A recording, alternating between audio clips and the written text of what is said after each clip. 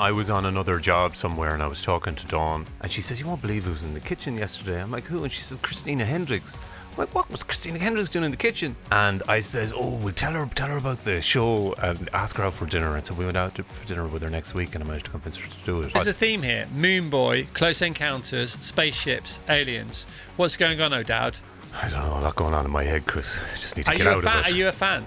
I'm a big fan, I suppose, of the idea that there is something else. Yes.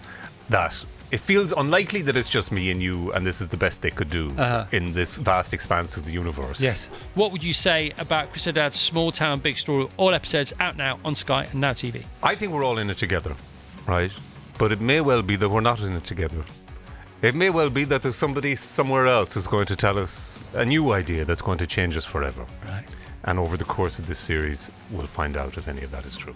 Nice. Drop the mic. Have you said that before? No, I just made it up there now.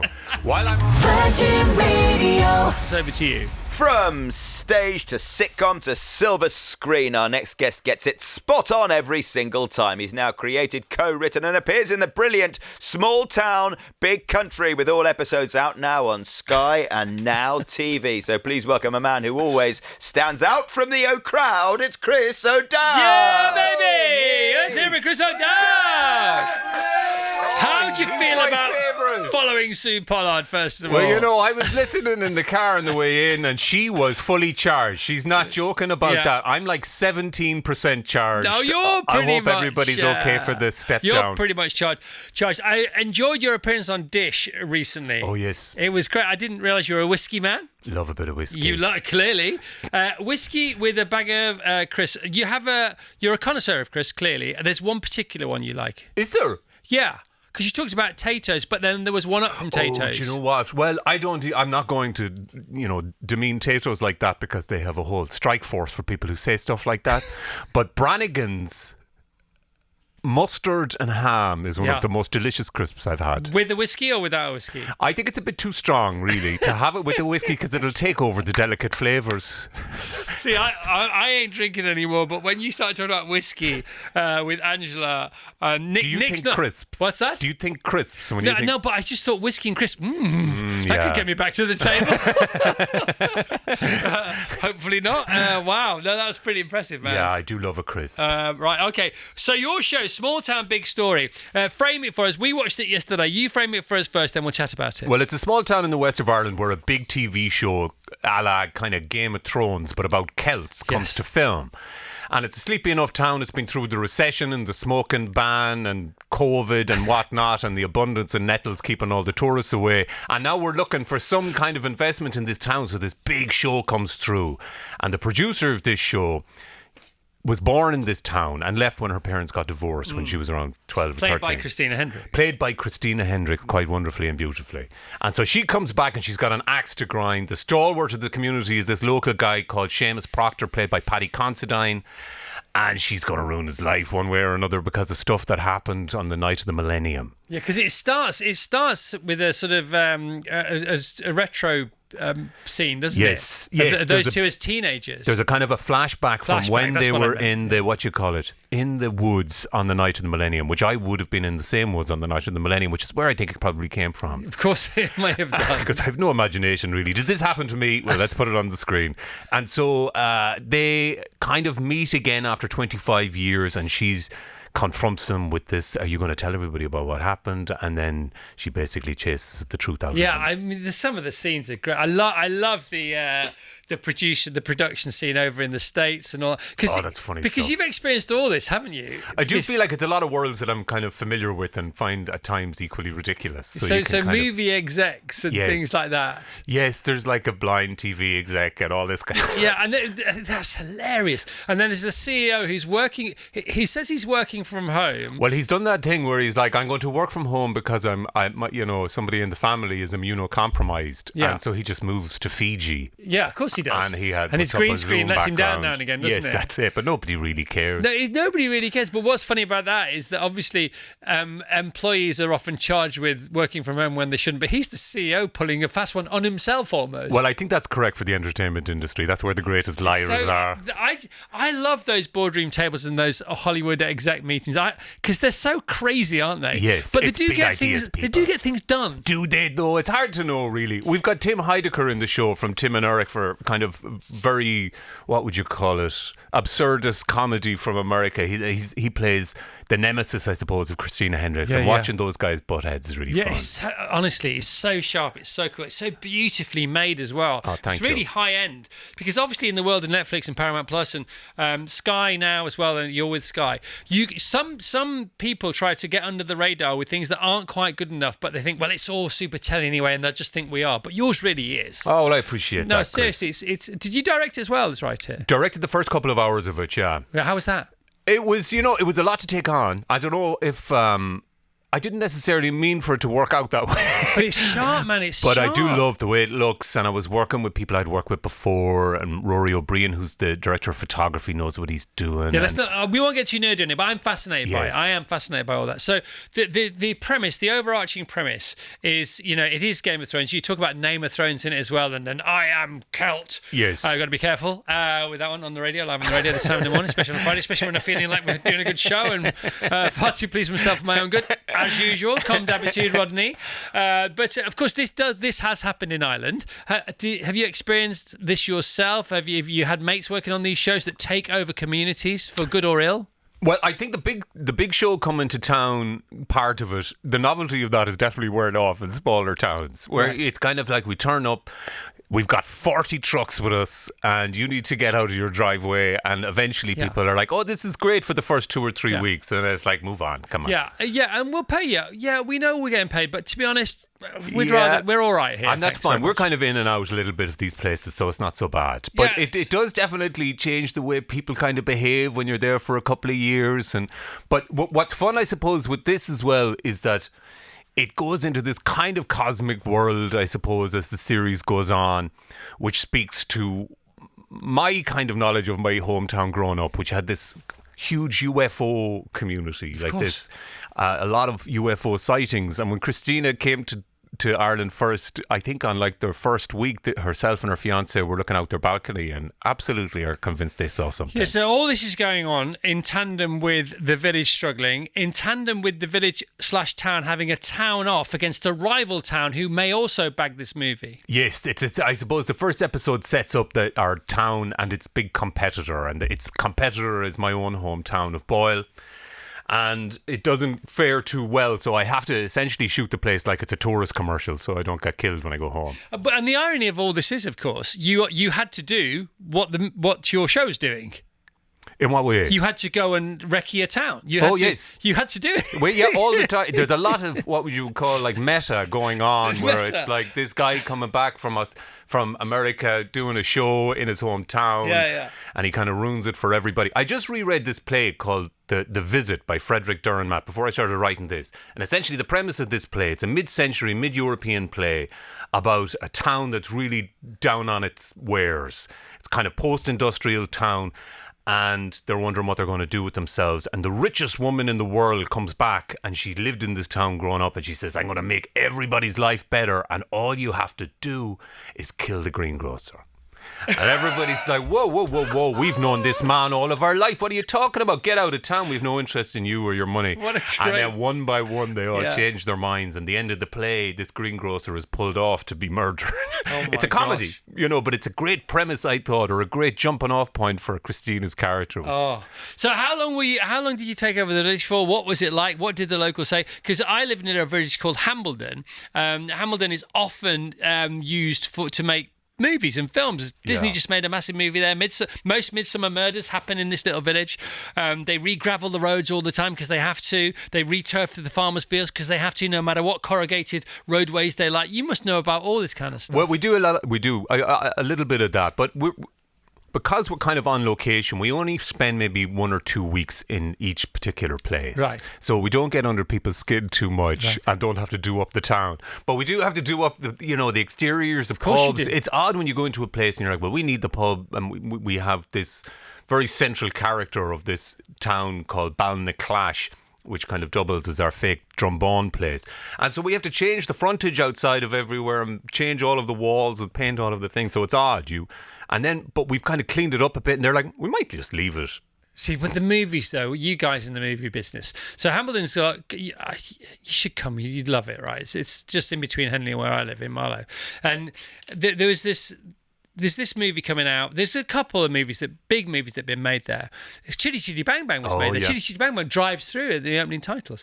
And there was this row of shops, this four or five sort of Victorian shops, and people have come to see the shops. Of course, they're not shops. They're just houses. They were made into shops for the thing. Yes, I know, it's convincingly so. Well, we have, even in my hometown of Boyle, we shot 3 seasons of Moone Boy, this other show there, and now they have a Moone Boy tour. So people come and walk around, essentially just people's houses, where it's like Tommy the Butcher or whatever, but his house was doubled as somebody else's houses. So it's now odd. there's a theme here: Moone Boy, Close Encounters, spaceships, aliens. What's going on, O'Dowd? I don't know, a lot going on in my head, Chris. I just need to get out of it. Are you a fan? I'm a big fan, I suppose, of the idea that there is something else. Yes. That it feels unlikely that it's just me and you, and this is the best they could do in this vast expanse of the universe. Yes. So I'm hoping that there is. Yeah. And does the And whiskey? I've been given no reason to believe there isn't yet. Does the whiskey help? It certainly paints a prettier picture. It's funny because I haven't. I'm coming up to 2 years not drinking, and I'm believing in UFOs less and less. I wonder what a coincidence. but I mean, believing in life more and more. So that's different. Do you think that aliens are just something being pushed by Big Bottle? What do you think? Take a wild guess, my friend. So do you want to set up some of the characters and some of the sort of familial and relationship situations? So Paddy's character has had experience with Christina's character, but no longer. So he is married. He has a child. He's now married with a couple of kids who are probably like, what would you call it, doing their A-levels kind of age. School ages. And his son is a bit of a dropout. He's trying to make him a doctor. He's trying to, I suppose, continue this long lineage of doctors in his family. It's this kind of duty that he has. Right. Now tell us about his wife. And then his wife is, oh God, she's off. She's off, Chris. Yeah. She's off having her own fun. She's had some... Trying to not give away too much. Don't give it away. Don't give it away. So she has it's not the happy challenges. relationship that necessarily it looks like initially. Yes, and it... oh, jeez. They're getting up to little local scraps and little, there's misdemeanors and infidelities and all sorts. And I suppose in the maelstrom of all of this normal locale mess, we find that these invaders from the film industry come in, and then these invaders from even further afar come in. Yeah. And so it just asks everybody, were you really sure who you were with to begin with? Yeah. Now, you directed the first couple, as you told us. You've written it. It's your creation. And you gave yourself a little part. I didn't see your little part because I watched episode 1 and 6. I think you're going to be very impressed by my little part. No, well, I thought, have I got the wrong guess? Have we got the wrong day? Am I on the wrong show? Have I been abducted by showbiz aliens? No, I come into it later on. But then I watched on. some stills of you in it. Yes, I come in as the writer of the fake TV show later on. I mean, come on. There's just no imagination going on. So I play him, and he's a bit of a blackguard, and maybe he didn't write it, maybe he stole it. We don't know. We'll find out down the road. But he's kind of a big character, a larger-than-life character, wears a lot of paisley. He looks essentially like the lead singer of Hot House Flowers in the 90s. Very good. There's cravats. Very good. There's great teeth. He looks a bit Dick Van Dyke, Chitty Chitty Bang Bang. A little bit. Touch of Dick. I'm not sure if I had the touch of Dick in my head, but I will moving forward. Yeah, of course.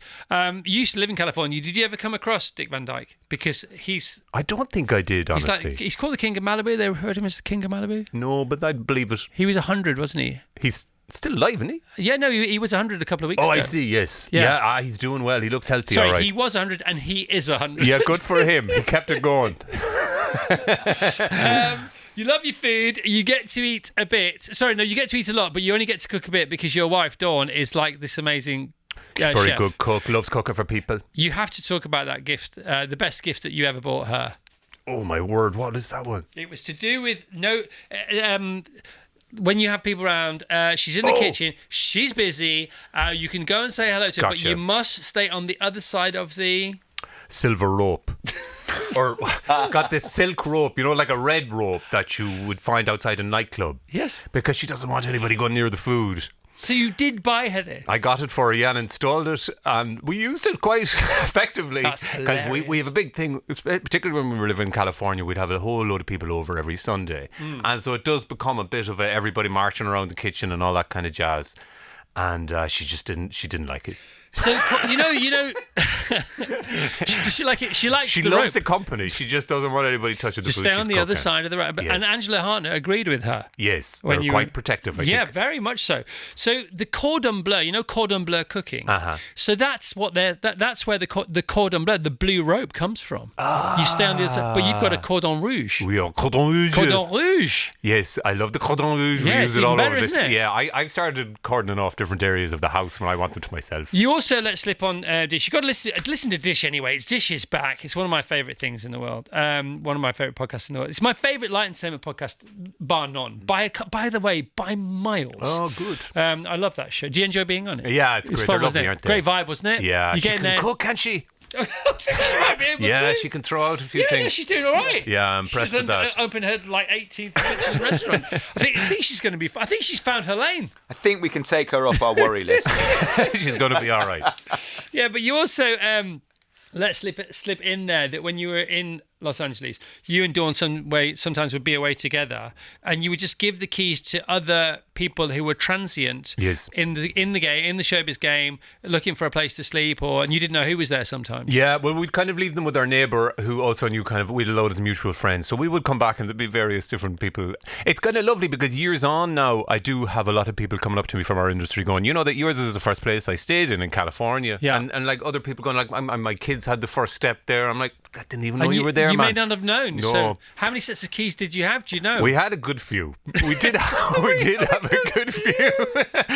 I love it. Yeah, it was great though. It felt like you were being useful. How did you get Christina Hendricks to be in your show? Well, she was on a couple of lists, and I'm like, well, we'll never get her really because it's a big ask to come over. And then I was on another job somewhere, and I was talking to Dawn, and she says, you won't believe who was in the kitchen yesterday. I'm like, who? And she says, Christina Hendricks. I'm like, what was Christina Hendricks doing in the kitchen? And they had some kind of work connection through clothes. And I says, oh, well, tell her about the show and ask her out for dinner. And so we went out for dinner with her next week, and I managed to convince her to do it. But I don't know if it would have happened if they hadn't had this random coincidence. Okay, you framed it for us beautifully. Thank you. How does that happen then? Because it's transactionary on your part. And don't get me wrong, it's probably very friendly and avuncular and all this kind of stuff as well. Very affable. But do you say straight off, look, to be honest, this is about me trying to get you in my show? Or when do you broach that? Or God, that's a good question. When did I think I brought it up really early? which is fair. Well, I think you should, don't you? Yes. Well, I think I may have even sent her the script before we went out for dinner. That's better. Because then she can cancel the dinner if she reads it and hates it. Exactly. And was it a sort of a gradual yes, or was it? How does that work? I think that I remember her saying, like, sometimes you don't know what's going on in somebody's head, but I've heard her in interviews going, like, she read it with her agent or whatever, and they both called each other afterwards and were like, this is great. And without being indiscreet, right? When it comes to like what you pay somebody like that, Yes. and I don't want to know any figures at all. We just pass around a bucket. I was going to say that's like, where do you even begin that? Well, they have a quote. Everybody has a quote. What does that mean? Well, everybody says, this is what I get paid per episode. Oh, right, I see. I didn't know. Well, nobody's ever told me that before. Yeah. That is interesting. Yes, in America anyway. Kind of different here, I think. But in America, they'll just go, Oh, this right, is so standard, like, this is what I go out for? Yeah. I didn't know that. Yeah. Well, that saves a lot of bother, doesn't it? Yes, and I'm sure there'll then be, what would you call it, negotiations after Right, that. but this But is- essentially, you know the ballpark, so Sky or whoever will say, hey, listen, do you want Christina Hendricks? Yeah. This is how much it's going to be. And it might be like some people might say, well, that's not going to happen. Sorry, it's not even an objection; it's a condition. We ain't fake. So that's going on there. That's one form of negotiation. Other people might say, we don't care what it takes. By the way, we don't care what you get. We're going to offer you this. We know it's probably even more, but we just want to make sure you're good. We want you to know how much we love you and how much we want you to do the gig and blah blah blah. That kind of Yes. stuff. Is that like the dream? Does that happen? That call? No. Do you ever, as an actor yourself, and let's face it, you're pretty much up there. Do you ever get offered more than you ever thought you would for anything? Oh, yeah. Most of the time. That does happen. Yeah, most of the time, yeah. That's great, isn't it? Yeah, it's a bit silly, really. And do you have to pretend that it's not enough, or? No, I'm always like, I'll always take the first offer, and then my agent will be like, no. Right. Just leave it with us. That's what the agents are for. Yeah, we're going to make our cut now. We're going to make everybody else's my cut. And that's gosh. the way it goes. But you know what? There's plenty of money kicking around at the top. Yeah. Good for you, mate. Good for you. Right, what have you learned? It doesn't come to me. But what have you learned from making this show? I mean, if you really have an idea, you can follow it through if you've got enough kind of willpower, just force of will. And I suppose enliven people to the idea, you can kind of go through with it. And try and work with people that you've worked with lots, because it's got such a shorthand when you get started. And also there's a shorthand to that, isn't it? Yes. Because you already know each other. On day one. And there's trust there. Yeah. And the bonhomie. Yes. And the collective energy is more than the sum of its parts. 100%. All that kind of stuff. 100%. Wow. And that's why I think when you're shooting shows like this, you can compete with the full-on streamer premium shows, because you've got a little bit. It's like there's a good work ethic, a good team morale. And yeah, all you that got a kind of Leicester jazz. Fiesta when they won the Premier League. It's just everything clicks, doesn't it? That's it. The stars align. So, if you had to read out the pitch for this show, pre, during, and post having made it now, from the back of a fact packet for people who have no idea what we're talking about, what would you say about Chris O'Dowd's Small Town Big Story? All episodes out now on Sky and Now TV. I think we're all in it together, right? But it may well be that we're not in it together. It may well be that there's somebody somewhere else who's going to tell us a new idea that's going to change us forever. Right. And over the course of this series, we'll find out if any of that is true. Nice. Drop the mic. Have you said that before? No, I just made it up there now. While I'm on, I have to promote the play that I'm in at the moment as well, right? Sorry, I didn't know we Real had quick. I didn't know we had to do that. I'm going to do it real quick. Let's play a tune. Let's Are we? Let's chill out. We'll chill out. Is it? Yeah, let's give it a bit of separation. All right, that's very kind. All right, here we go. So, once again, Chris O'Dowd's Small Town Big Story. All episodes out now on Sky and Now TV. All right, tell us about this play. The Brightening Air. A new play by Conor McPherson starts on the 10th of April through June. Beautiful play. Are you in it? I'm in it, Excellent. How fortunate. I'm in rehearsals at the I'm going to moment. go and see it every night. I just love his work. But he wrote The Seafarer and Girl from the North Country and The Weir. Beautiful Irish storytelling, dysfunctional family, bit of Irish mysticism. Kind of what kind of spell are we under, really, that we keep behaving like the way we are? Beautiful. Yeah. And where's that going to take place? The Old Vic Theatre. Oh, proper. Yes. Oh, hello. Gorgeous. Rehearsals are going La-di-da. very well. I think people are going to love it. And what have you seen lately in the West End, and what are you watching yourself on telly? What am I watching? Go for telly first. What am I watching on telly? I'm What's on? Look, I'm... What's on? You're on Yellowstone. The Yellowstone, last 4 eps. Yellowstone, what the heck have I been watching? Last 4 eps tonight and tomorrow. I've been enjoying Bad Sisters. Yeah, of course. Why wouldn't you? What else is on? Do you actually? I've been actually- do you do you have know a what? television? The last- Are you still in show business? The last few weeks, because it's been award season stuff, I've been Yes. trying to catch up with the films. Oh, yeah. So I've been watching some of the films. Substance, we couldn't get through. What about God, it Anora? was gory, wasn't it? Anora I haven't seen yet either. Apparently it's hilarious. I know, Apparently it it's looks good. amazing. Amazing. Sean Baker? Conclave I really liked. Conclave was great. Yeah. Great film. And I can't remember anything Wallace and else. Gromit? I haven't seen that one. Was that the same one that was on Christmas Day? I can't tell the difference, to be honest. I've got to be honest, but people seem to still love them. Why the heck not? My I kids don't know. adore Wallace and Gromit. What is your kids again? 37, Oh, yeah. 16, Yes. 12, Oh, yeah. and twins that are 6, grandchildren 10 and 4. Dude, you're in it, huh? Yeah, we got to register in our house. It's like being back at school. Yeah, we got assembly afterwards. Great. Yeah, it's good fun though. Great. I know, it's What good about you? crack in it. 10 and 7. There you go. Lovely, lovely lads. We're right in the kind of messing around with football, starting to watch sitcoms and stuff. Have you heard about this one? No. Okay, so Vassos, would you like to recap? You can try and reframe it if you want to. Would you like to recall your so-called weekend away with his spontaneous weekend away with his wife, which just happens to be somewhere quite close to something else? So we have a night away. Our 10-year-old is going to stay with her grandmother, and our older ones are at university. Great. So nice night away, just myself and my wife Caroline. And there's the talking. whole world. You Yep. could book anywhere in the world. Yeah. And so we are going very close, a couple of miles away, just a nice walk along the cliffs from Brighton. Lovely. Lovely hotel near Brighton. Coincidentally, Chris, Uh-oh.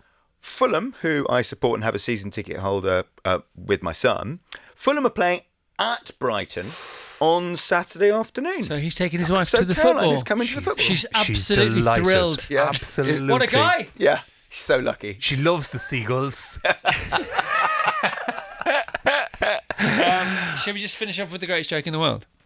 Go on. Why do seagulls not fly over bays? I don't know. Because then there'd be bagels. Hey, goodbye everyone, we're done! All right. Chris O'Dowd, Small Town Big Story continues on Sky. All episodes available now. Thank you, team. You've been amazing. Give yourselves a cheer, team. Off you go. There you go. Beautiful. Virgin Radio.